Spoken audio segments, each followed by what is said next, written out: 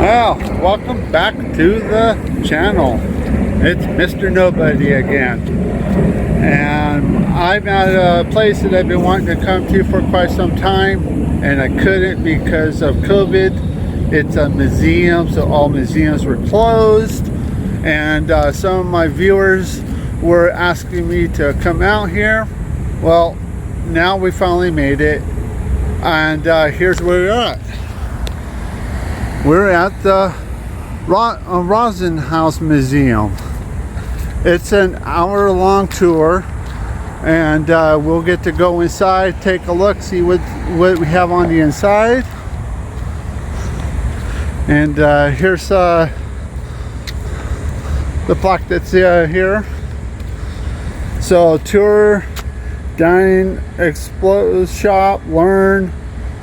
So yeah, pretty cool. Let's go inside and see what we got. I don't think the doorbell works. No, are you sure? Are you sure? Is anyone home?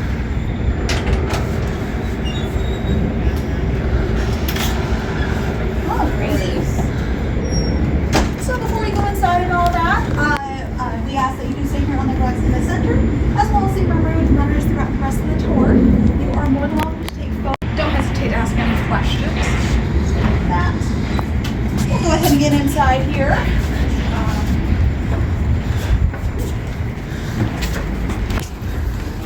Alright, here we go. We're in. Oh, this is so beautiful.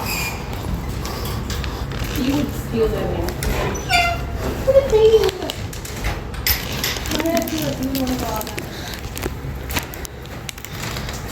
Alrighty. Let's get these right photos here. But yeah, so I like to start my tour too by showing some photos first. So this first photo, this is actually of the house from 1895. It is an example of a Queen Anne Victorian in the Eastlake style. And that Eastlake style actually started out as furniture before becoming architecture.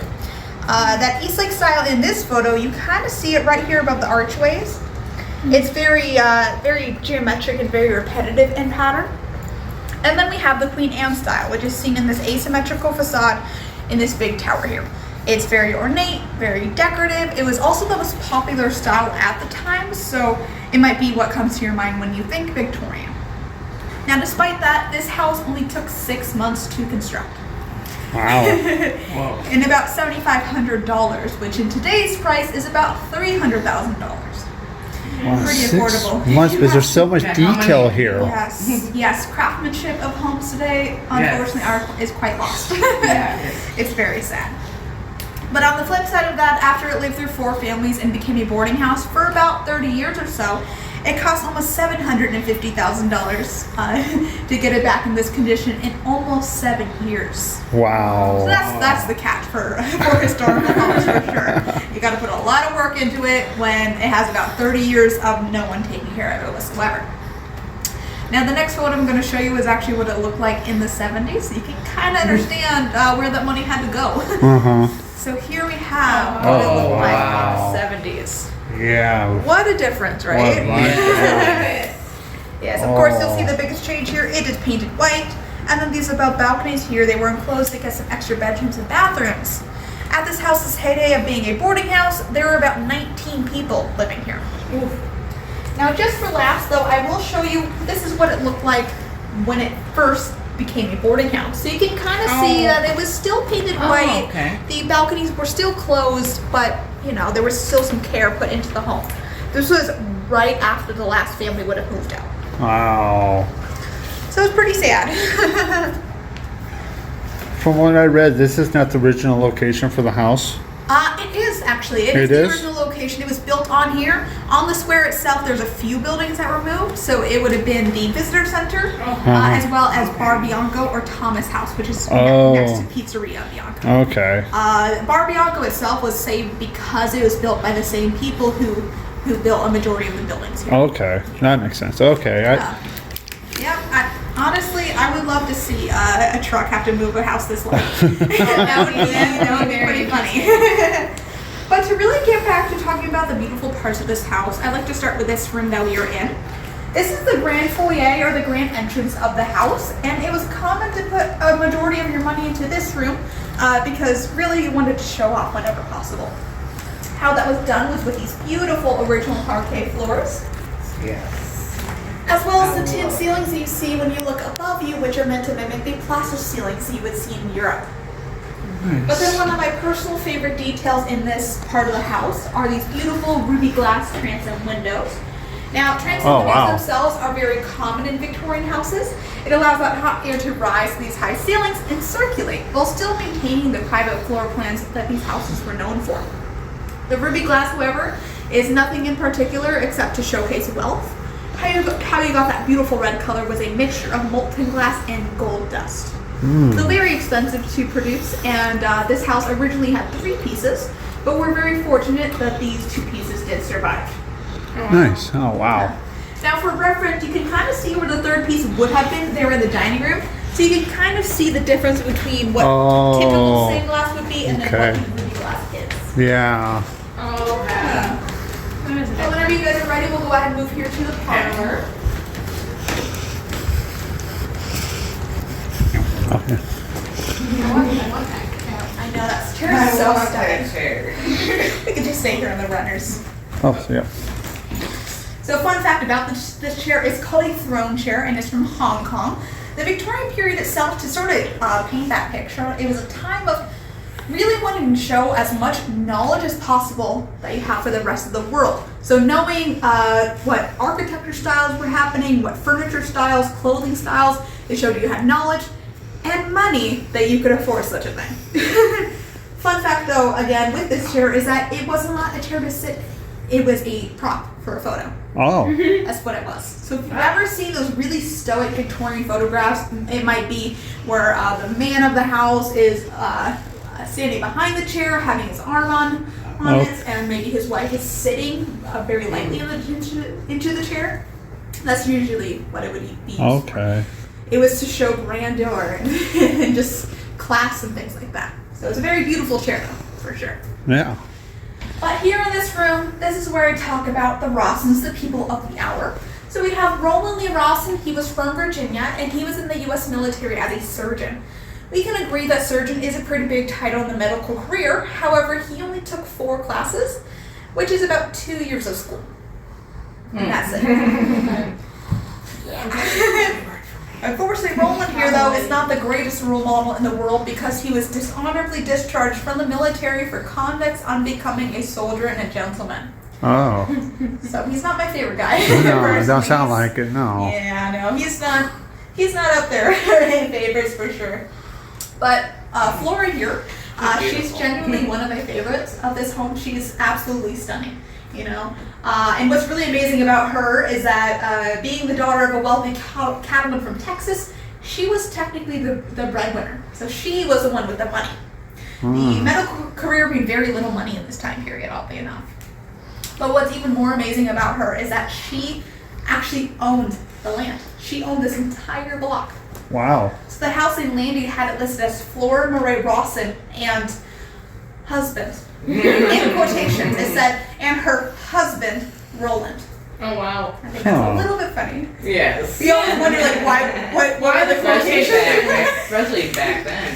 The fact she was listed first, and then why was Roland in quotations? Yeah, it was like what was happening? It's very humorous. Is it going away? Yeah. Maybe they were like, let's ignore him. He's a bad person. Maybe he's on the floorboards. You know what? I don't know. I'd side with her, frankly. Right? But yeah, so the couple themselves, they had 5 children, and although they built this house and it is under their name, they only lived here for 2 years. They would move to Los Angeles in 1897, possibly for better education, but we believe there was a financial reason for why they actually left. When they did move, they took all of their furniture with them, and then Roland would actually take a few life insurance policies out and would pass away at age 47. Huh. After that, the rest of the family... No, not But afterwards, Flora, we would make the assumption that she would change her name because her and the rest of her children sort of fell off the face of the earth. They have no idea what happened to them. So maybe she has something to do with it. But again, I You think never I know. decided that. I'm with her. Life insurance went somewhere. Yeah. Seriously, like what other kind of suspicion I You know, it was in quotations. Exactly. Back then too. Yeah, now Exactly. they found a way to walk away, and that was it. Exactly. What year would that have been about? So they moved in 1897, and it was definitely very close after they moved. I'm not quite sure what year, but definitely like turn of the century, 1902, Yeah, she did it. sort of. So the house is like 1895? Yes. Mm-hmm. Yeah. I don't know. I hope you did because I think I she honestly deserves do. that. I'm with her on it. Was that the children? Sorry? Was that the children? Those are not the children Okay. of the Rossons. Those are the children of the Gamels, the fourth family. Okay. So this is Frankie Gamel, and they were the fourth to live in this house. And in comparison to the 2 years that the Rossons lived here, the Gamels lived here for 32 years. Oh wow. Yeah, so they're pretty cool. That's They're quite a piece. arguably my favorite family because they're kind of a little kooky, and I love them for it. So they lived here from 1914 to 1946, and so that was quite a long time. There was quite a few world events happening in that very short amount of time. One event that specifically affected them was actually the Prohibition, but I'll get into why later on.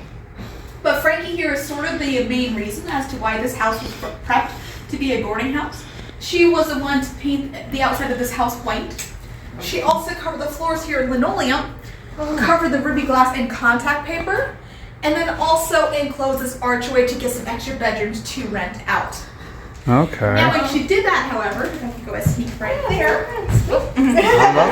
I love the ceiling up there. I love this. Yes. She managed to actually preserve this stunning Good. pocket door, which preserves some 1940s Oh, glass, look at which that. is really cool to see. Oh Yeah. But she also preserved the original stain and the original Is it hardware of this house. all one or is it So it just two-sided? kind of continues. All right. Yes. So it is two-sided.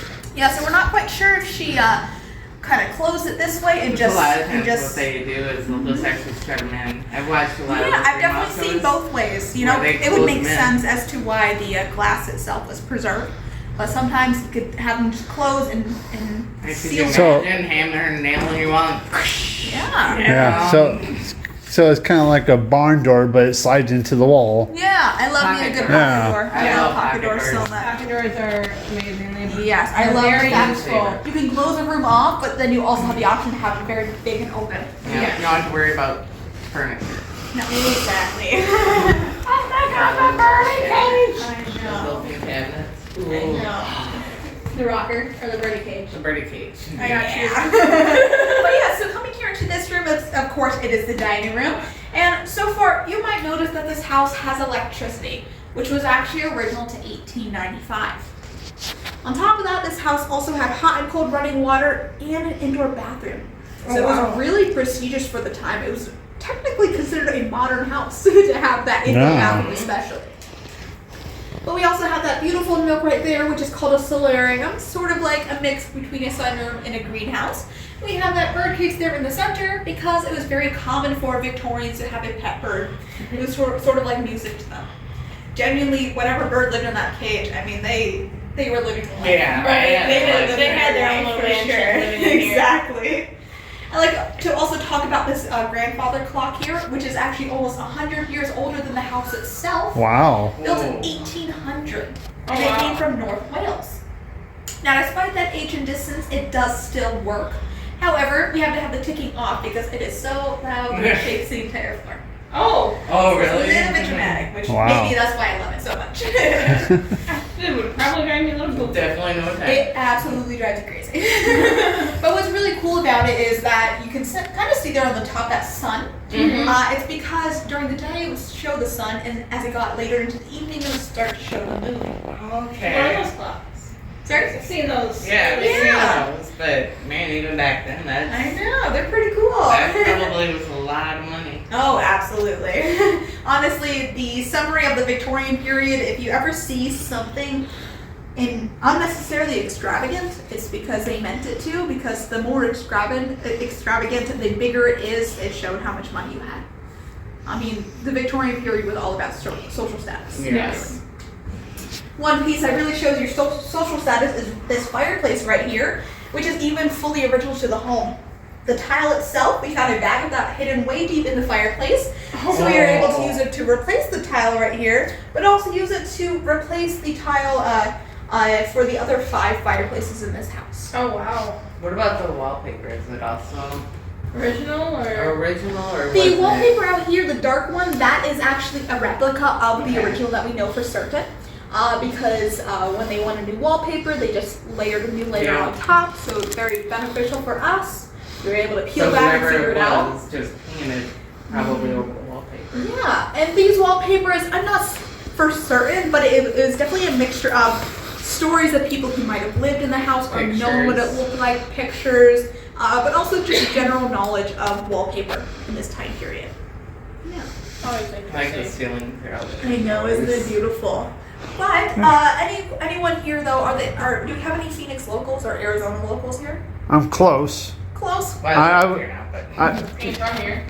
I was born in 77. We moved out here in 82. Oh, nice. So I started first grade here in Phoenix. That's a Phoenix. If I can say so myself. If you've lived here or have been here long enough to understand, it is hot. oh, I didn't know that. Yeah. So having 6 fireplaces, I think we can all agree, is a little bit excessive. And probably not used a whole lot.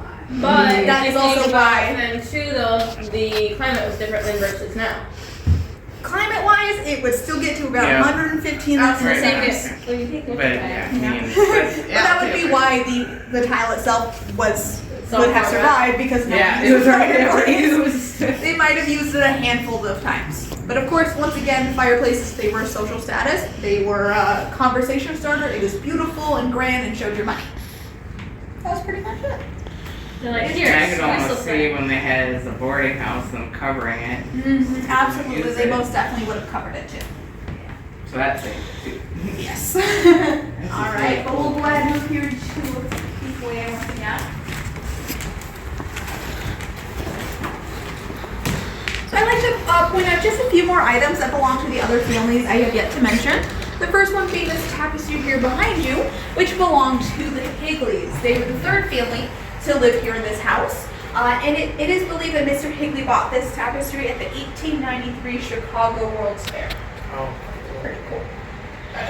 And over here we have this bassinet that belonged to Chet Goldberg. He was the youngest son of the Goldberg family, the 2nd to live in this house. And he was actually born here. So you can Wow. imagine little baby Chet was brought to sleep in this little stroller. But we have one of my favorite items, arguably in this house entirely, and it is something else left behind from one of the other Goldberg children. It is underneath this staircase in this little closet, and it shows that time might change, but little kids who get their hands on a crayon do not. Oh. Someone drew on the walls. Wow. I absolutely drew on the walls. So maybe that's why I find this very adorable. I did, my sister did. and the house. Yes. You gotta show your artistic, your creativity. Right. Like, But, okay. but we know what kid did this actually because she signed her name. Oh! We have Selma Goldberg, who was the eldest of the Goldberg children, so a fantastic role model it seems like. And then we have Hattie, who we believe was her best friend who lived here on the square. Wow. So I just really love showing this off because it just shows that at the end of the day, this was a family home. And kids were up to no good. There's so many details of this house that I love to point out that shows kids lived here. There are dings in the wall. There are dings in the side of the wall and things like that. But it's really cool. It's just really amazing to see this house was lived in. You know, there's memories, there's stories. Yeah, that's awesome. But yeah, so if you guys are ready, we'll go ahead and move on upstairs now. Huh? All right. So as we go up these stairs, please hang on to the handrails. These guys are pretty steep. No, they're not Steve. They're gonna bring up Steve. All right. Oh yeah, my All grandma. right. Called out many times. They're like super stairs. Hey, Mom, look, it's the door. Let me go.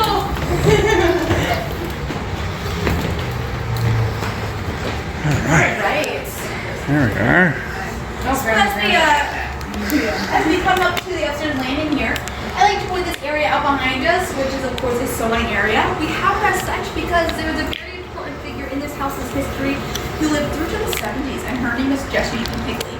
So she was the daughter of the 3rd family and told us a lot of stories of what this house was like. One being, of course, that her mom had a sewing area $1.99, and it has Egyptian motifs on it. We also have this fully adjustable dress from about the 1910s or so. All those little springs you can adjust to the exact measurement that you might need. Yeah, Pretty really cool. cool. I also like to point out a few examples of what was called fancy work in this time period. There was a sort of arts and crafts movement of this era. We have the pressed flowers right there, but then we also have this portrait right here that is a bit more interesting than the rest. Did anyone want to take a guess what that wreath around her face is made out of? Hair. It is hair. Human hair, of course. It was actually very common to make art out of hair during the Victorian period because it was a form of memoriam. It was their sort of way of showcasing who that woman was like or who that person was like to their descendants. So this specific example, we like to make the assumption that that woman worked on it her entire life, so it would be her hair, because photography itself was very rare. It was very expensive to get more than one if you were lucky. So that is also why you see a lot of different shades of brown and gray in there, because she worked on it her entire life. Fun fact about myself though is I actually have a phobia of hair, so I personally will not be making a wreath of my own hair to showcase to my descendants. Really? But you guys are more than welcome to. You guys have free will. I don't blame you. Let's stop it. Well, to kind of just continue discussing the sort of conversation of hair, here we have another item that someone might have made, and this was as a gift. So imagine wearing that around your wrist. Oh, okay. And you know, like your significant other shows up, say, I have a present, it's my hair. That's a friendship bracelet. Great. I'm gonna put it in the drawer for safekeeping. Yeah. Thank you. Friendship bracelet. Yeah. No, thank you. Then we also have this guy, which is called a hair receiver. And so hair art itself, there was clean hair you would use, freshly cut hair. So there was that ceremony to it, and it was clean. This is how you would clean your hairbrush out. Once you had enough hair collected, you would actually reuse it in the hairstyles itself. So this really pushes it for me. Yeah. No thanks. Probably to make it all poofy. Yes, yeah, to get your new hairstyle. Well, guess what? Hair does not just stick up like that. You need to fill it with something. I just filled it with hair. That was before we realized the ratting. Yeah, exactly. Hairspray. We'll go ahead and move here to this room.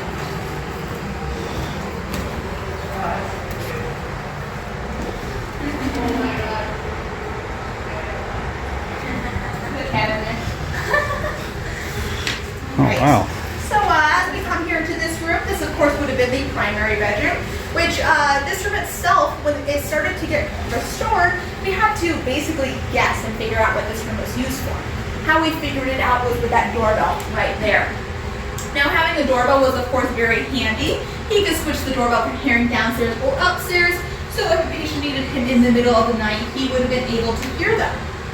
This one also has a lot of features that are a bit out of the ordinary for a bedroom of today's standards. We of course had that sink there in the corner, which oddly enough, it was very common to have a sink, or at least some sort of wash basin with a pitcher of water, because you would be getting ready for the most part here in your bedroom. Things like washing your face, your hair, and shaving would be happening in here. Wow. And that was carried on to the fact that most houses didn't have a bathroom at all. Then we also have the cedar closet above that doorway, which would have been used to prevent moths from getting to your expensive wools and furs. Works the same as the cedar chest that you might have here on the floor, but I like to think that maybe they built it into the walls to prevent scorpions. Maybe. Probably not. Scorpions literally can find their way into anything.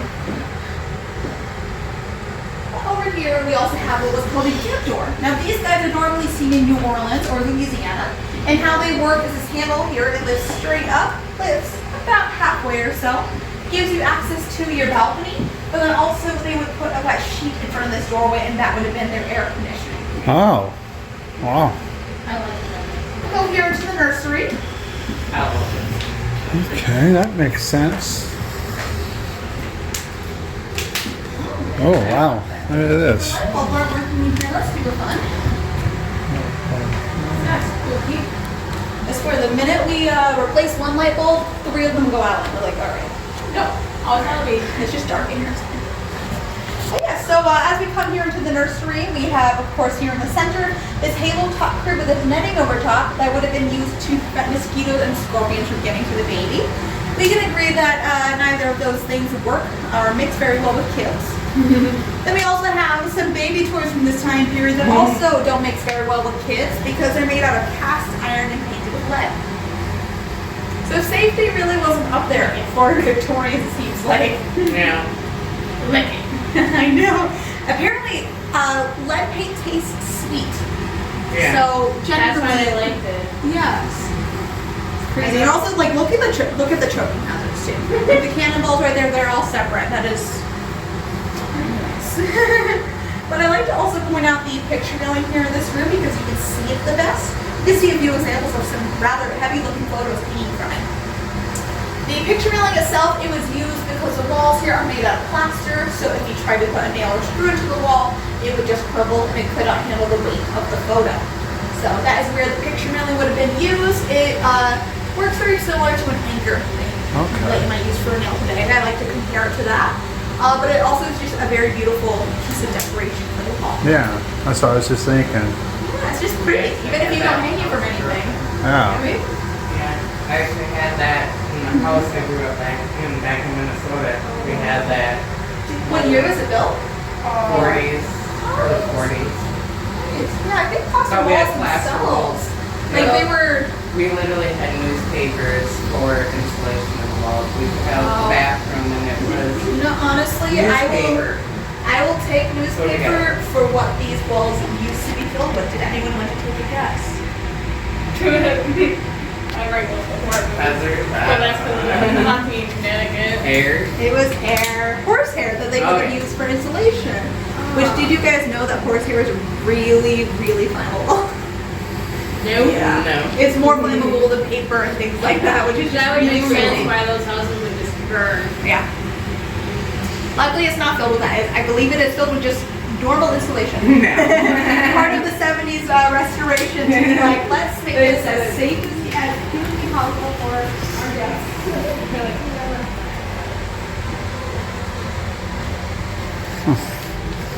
That's really cool. Oh wow, this house is huge. I know. This one in the back, this pink one, the one in the pink dress actually belonged to Jessie Jean Higley. Oh. So you can imagine little Jessie Jean was playing with that in this room. Or we believe her room was actually the nursery, so which is kind of cute. But yeah, so as you come here into this room, you'll notice immediately it is the biggest room of the house. So the little kids would have been the lucky ones in that aspect. But here on this mantle, we actually have a photo of two of the little girls who actually grew up in this room. We have the Goldberg sisters. So we have none other than Selma, who is our little graffiti artist from downstairs. And then we have Hazel, who is a bit more of the celebrity here in Arizona. She's actually believed to be the first person married in the state. So on Wow. February 14th, 1912, she was waiting around with her entourage, waiting for the telegram to come. And when it did, she was like, all right, let's get the show on the road. Huh. Cool. Wow.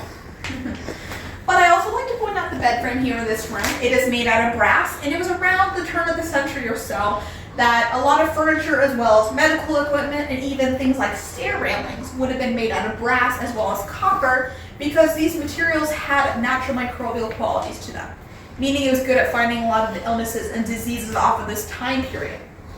Now to really grasp what their knowledge of germ and germ theory was like, in about the 1850s, they thought that germs equal bad smells. So if they put enough perfume into a room, they thought that would kill off all the germ cells. Which very much is not the case.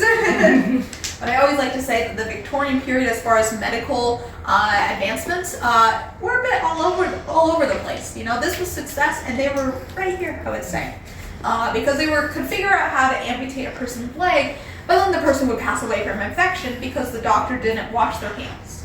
No. Excuse me. Very simple things like that, which is very funny. Well, funny, unfunny, I should say. Right. We'll go ahead and move out to this room here. Oh, Yeah. yes. You guys are more than welcome to kind of wander down the rest of the hallway there. Oh, so that's where that other door went to. Yeah, you guys are more than welcome to kind of wander down this hallway. If there's any specific questions about anything, please feel free to let me know. Oh. Was What's up with these stairs?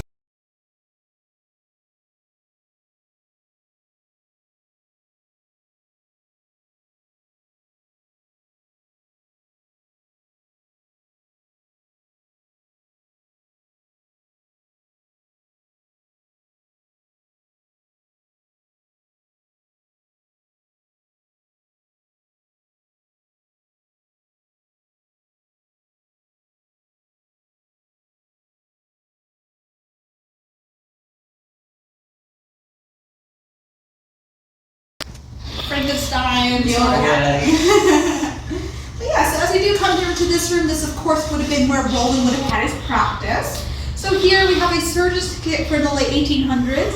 And then we also have an anesthesia, which anesthesia did exist, but it was very expensive and very difficult to come by. So normally they would use something called EFIS here on the map, technically to put the patient to sleep. But if they were a bit heavy-handed on those drops, they might put them to sleep forever. Oh, yes. Yeah, so ether itself was basically liquid chloroform. Oddly enough, that wasn't even the most obscure as far as ingredients in their medicines. A few of their favorites was opium, mercury, arsenic, and cocaine. Just to name a couple. A very interesting time period for sure. Yeah, based on stories. Now, one of my personal favorite medicines that they had in this time period, that when I learned about it, it blew my mind because how could they allow such a thing, basically? But it was prescribed, it was called itself women's remedy. It was prescribed to women who had hysteria. A nice little umbrella term of they don't want to figure out what you actually have, they just want to send you away, shut you up. But it was a mix of vegetable juice and 20% alcohol. Oh, so it was that young. Yes. Oh my god. Yeah. Just make them drunk and just like when they're quiet and Passed out. What a time it was. I'd like to also point this anatomy chart out here because it was made in itself in 1886 and shows just how much they learned about the human body in such a short amount of time that theoretically this chart could have been used today. It is still that accurate. Now, of course, how they learned about the human body in such a short amount of time, it's not the most ethical or legal. They would have kept the graveyard up as a business, and that's how they would have studied the human body. So, very interesting. I had someone on my tour ask once if that was Elvis.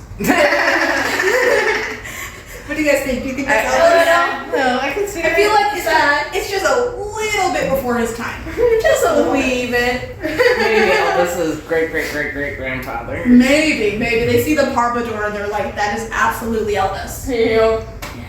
I love this. That's pretty cool. Now, that was the thing I was going to point out next. I love this thing. So this is called a Wooten desk, and it was around this time period that there was more of a need for careers to travel. So you started to see a lot of materials and items such as this one. How this guy works is these cubbies here are great for your books, and then right here is the door. But then the doors here, they close, and there are wheels on the bottom, so you can take it with you on the train. With your trunk. Exactly. You can just pack it up and bring it with you, which is pretty nice. Yeah. Solid wood. Kind of heavy. Absolutely. The person who owned it was most definitely not the person moving it.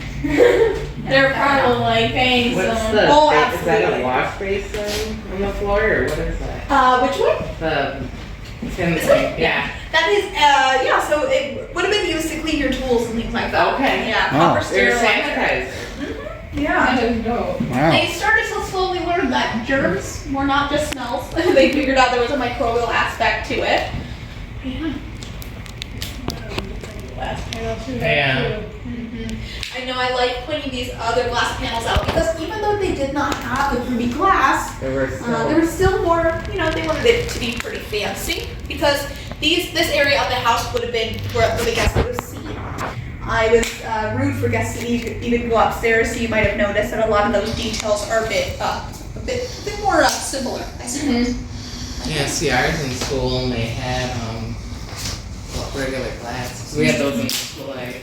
Yeah. Because we didn't have air conditioning. Oh, wow. But yeah, so we'll walk down this hallway, first room there on the right.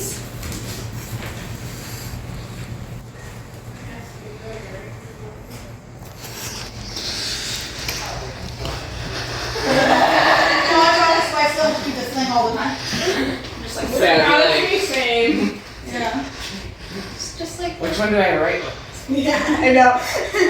But yeah, so as we come here to this room, this of course would have been the family parlor where the family would sort of hang out for the day. They have the option in here to play music, they could also read, or they could listen to music with that phonograph invented by Thomas Edison, which would have played those guys. Which on average would have had about 45 seconds to 2 minutes of music. Oh, And wow. that's it. So it's pretty crazy.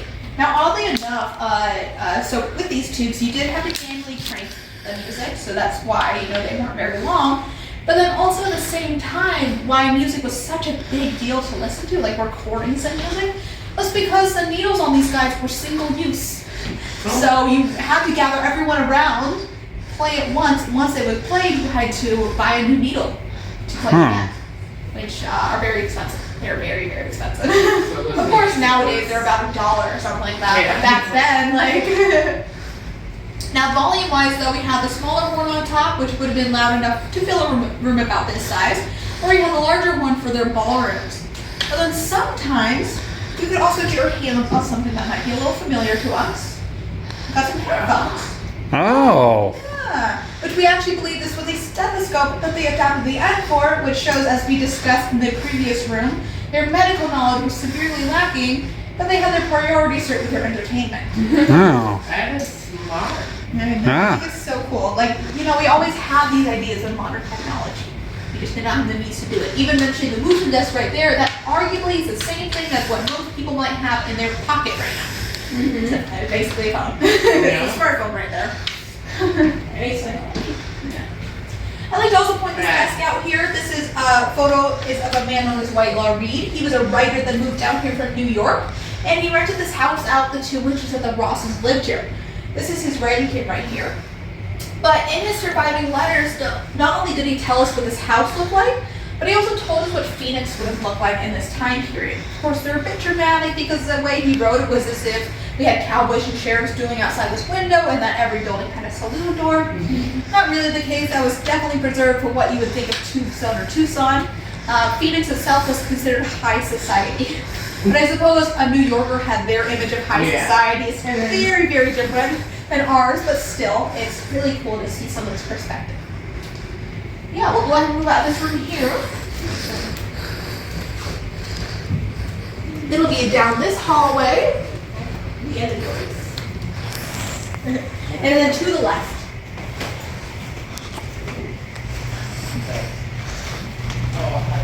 Oh, look at a phone. Look at that. That's cool. There's a phone on the wall right there. Absolutely. Oh, the kitchen. I'm really hoping that a lot of things like this, they start to get remade, because I've been told that the closed floor plans are coming back in style for building houses. And I'm hoping, are we going to go back in time? Are we going to start? That'd be cool. Yeah, I love me a good closed floor plan, honestly. Yeah, so as we do come here into the kitchen, we have here in the center a zinc lined table which belonged to the Goldbergs, a second family. The zinc lining here on the top actually allowed the table to stay cool to the touch, which was very beneficial for any doughs that you were eating. And we also have the stove here, which is not the original stove by any means, but it is the same brand and from the same time period. This stove itself came from Tombstone, so a little bit of history there. Okay. Funny that there's no bullet holes or anything like that. No, Tombstone.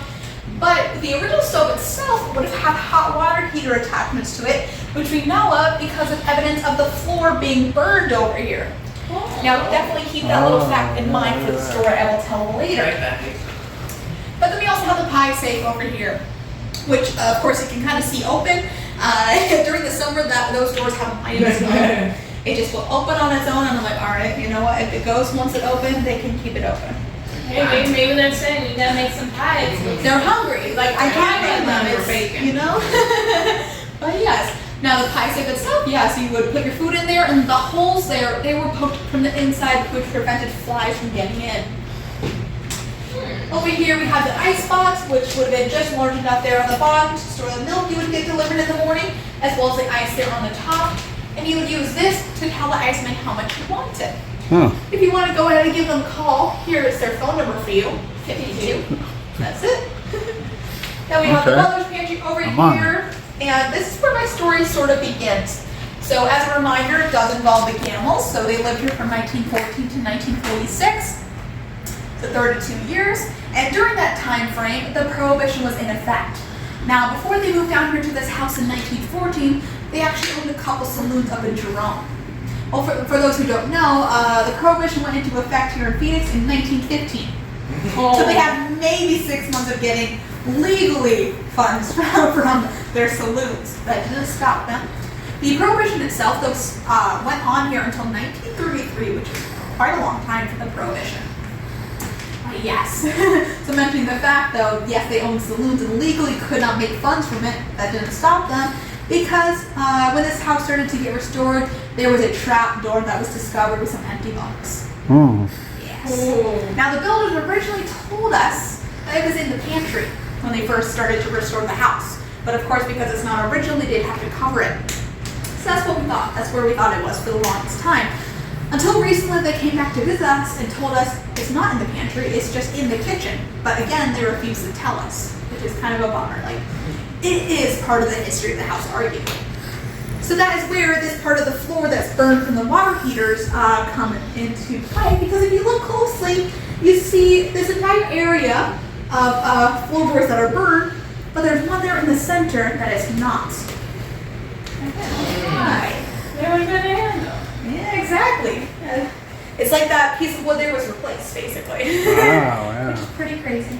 So that's where I personally think the trap door is. And from what I've been told about Mr. Gamble is that he wasn't the smartest in the bunch. So having the trap door in a fairly easy place would definitely make sense for his character.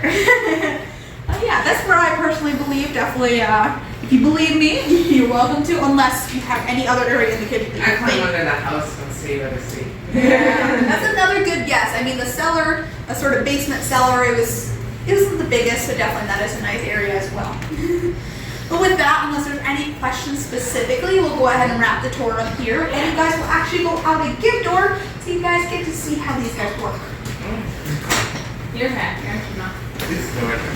We wanted to love these because I find them so cool. I was watching They a are show so and they cool. found one of these and it was like See, yeah, that I know, it's beautiful. that makes sense. Why there's a screen door on the other ones too? Because I'm like, why is there a screen door in front of a window? Yeah, I know screen doors aren't very common here, which is awesome. It's very awesome. Yeah. I love it. Every single thing possible. But yeah, well, I hope you guys did enjoy the Thank tour and enjoy Oh, the rest thank of your you. day. Definitely try to stay cool. Grab a water if you need one. Well, thank you so much. All right. What did you guys think about that tour? That was pretty cool. So, I mean, a lot of history just in this house. A lot of different families that were living here. I guess I read it wrong when I thought this house was relocated, but no, this is the original location. Like she said, Mrs. Rosson was the owner of this whole entire property here. But yeah, this is really cool. I really enjoyed it. I hope you all enjoyed it. If you like what you saw, please give me a big thumbs up and leave comments down below on, and thank you for viewing with me. I really enjoyed it, and I'll see you on the next video. Mr. Nobody signing out.